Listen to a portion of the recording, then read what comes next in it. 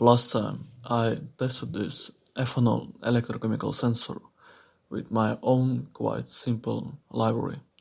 While doing so, I realized that this sensor gives non-zero readings in the so-called clean air, where the ethanol or alcohol levels should be practically zero or close to zero. I edited my library to not take into account first few seconds of readings to consider for any kind of calculations, as is recommended by the datasheet, and I guess it is good practice for most sensors. After which I sample a few readings to see what the average reading is and subtracted from the raw reading to get zero or close to zero readings in the clean air. While doing so, I started asking myself if that is the case with all of these sensors, and if so, then would the raw reading be consistent across the different sensors of the same kind, or would they differ?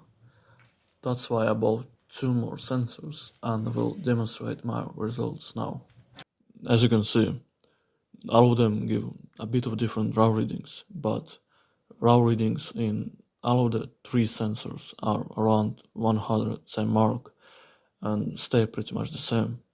While I understand that a test sample of only 3 sensors is not enough to jump to any conclusions, I personally say that so far this confirms my theory that these sensors always give non-zero raw readings in the clean air, as well as the fact that the raw readings in the clean air will differ a bit sensor to sensor. My next step will be testing the most popular ethanol sensors against each other in the same environment. Right now I have 2 semiconductor based modules, SN0128 and MQ3, both using MQ3 sensor from my understanding, and then this electrochemical sensor I just talked about. So let's see how all of them will... Fuck.